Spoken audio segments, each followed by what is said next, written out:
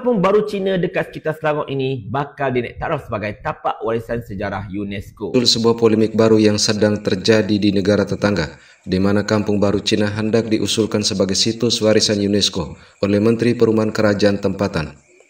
Usulan dan rencana tersebut mengundang ragam reaksi dari netizen negara tetangga yang tak puas hati ataupun tidak menerima dengan usulan tersebut. Historical, kembali lagi channel Historical ya. Kali ini saya akan mereaction sebuah video dari Tanua Channel yang membahas tentang salah satu menteri di Malaysia ya, yang akan menjadikan kampung Cina di mana itu, di Penang atau di Selangor begitu, akan diajukan ke UNESCO, tetapi warga Melayunya tidak terima ya, malah mereka ribut. Yang merasa pantas itu harusnya Melayu yang diajukan ke UNESCO ya, untuk menjadi cagar warisan dunia begitu. Seperti apa videonya, langsung kita reaction berikut.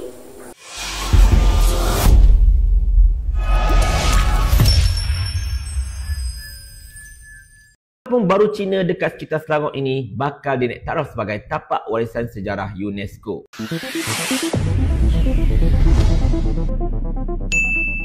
Assalamualaikum warahmatullahi wabarakatuh. Kembali bersama dengan kami di channel ini. Semoga semuanya selalu dirahmati oleh Yang Maha Kuasa. Ya, muncul sebuah polemik baru yang sedang terjadi di negara tetangga, di mana Kampung Baru Cina hendak diusulkan sebagai situs warisan UNESCO oleh Menteri Perumahan Kerajaan Tempatan. Usulan dan rencana tersebut mengundang ragam reaksi dari netizen negara tetangga yang tak puas hati ataupun tidak menerima dengan usulan tersebut. Mereka beranggapan bahwa Kampung Melayu lebih layak diusulkan karena mengandung nilai sejarah yang lebih panjang dari Kampung Cina. Kenyataan Ngak Komeng ini bukannya satu kenyataan yang baru. Ia tidak mengejutkan. Ia berjasa kita tidak terkejut dengan kenyataan yang dikeluarkan beliau, yang mana ia ada usaha berterusan untuk menjadikan kampung baru Cina ni sebagai World Heritage UNESCO. Pada kami ini adalah satu tindakan yang amat menjengkelkan, tindakan berat sebelah, dan membuktikan bahawa mereka ini hanya bercakap saja parti untuk semua, tetapi mempunyai semangat kecinaan yang begitu tebal. Dan ini adalah sebenarnya satu usaha mereka yang berterusan. Dia bukannya baru. Ini adalah satu tindakan yang kita boleh klasifikasikan sebagai istilahnya ethnocide, penghapusan etnik secara soft, secara lembut. Ini saya merujuk daripada terma dari pakar sejarah Malaysia, Profesor Datuk Dr. Murad Amerikan, iaitu berkenaan dengan usaha-usaha penghapusan identiti etnik secara terancam. Dan ini berlaku telah lama, dan ini sebenarnya mereka memaksakan identiti kebudayaan Cina mereka semata-mata menjadikan identiti negara kita. Sedangkan identiti Malaysia ini, tanah Melayu ini, identitinya adalah Melayu, Islam, dan kewujudan institusi kesultanan raja-raja ini adalah identiti kita. Tapi apa yang dicadangkan ini adalah merupakan salah satu daripada usaha mereka untuk mengenepikan kewujudan identiti orang Melayu Islam, terutamanya di negara kita. Dan mereka cuba membawa satu naratif yang baru, iaitu naratif kebudayaan selain daripada orang Melayu ini sebagai pihak yang memulakan sebarang pembangunan, ketamadunan, dan apa yang dibawa di negara kita ini bermula daripada kampung-kampung baru Cina.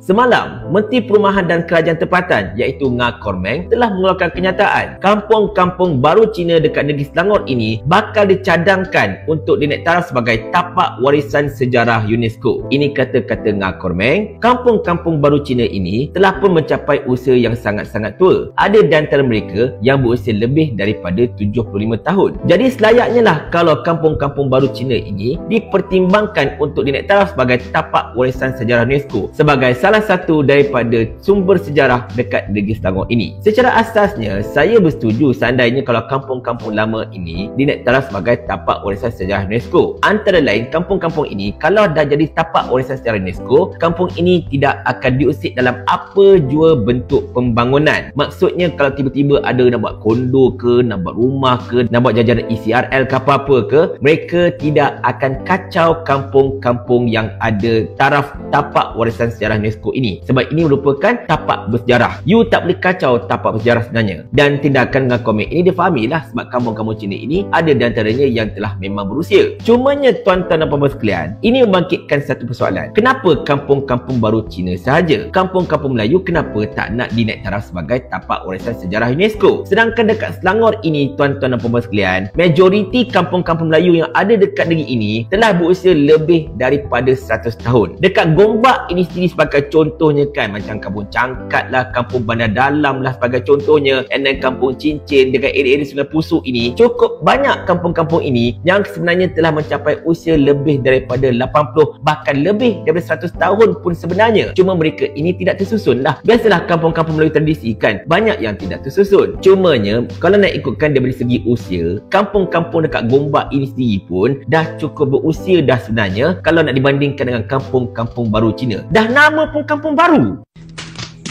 Oke, yang anehnya dalam cuitan netizen tetangga ini, Indonesia juga disangkut paut dengan polemik yang mereka hadapi.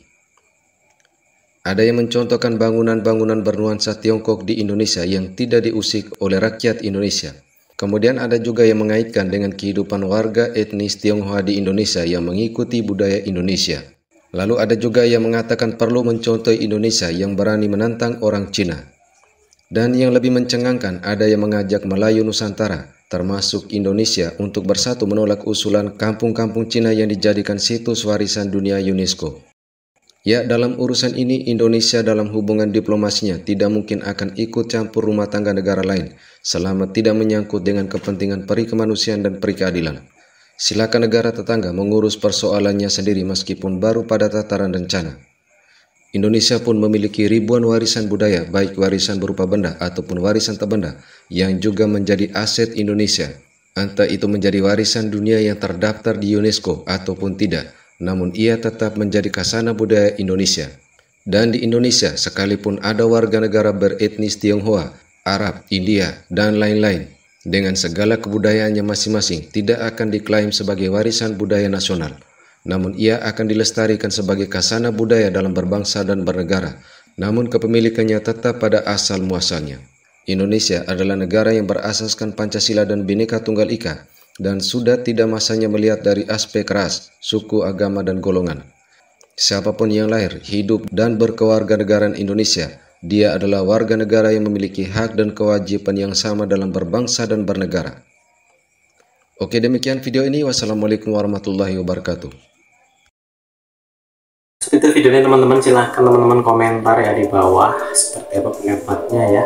Memang selalu begitu ya, kalau warga masyarakat Malaysia itu terlalu fanatik, tetapi kayak seolah-olah merendahkan kaum yang lain di negaranya sendiri ya. Oke, terima kasih sudah menonton. Jangan lupa komen, subscribe, like, share ya. Berlangganan juga sudah tersedia. Terima kasih. Bye bye.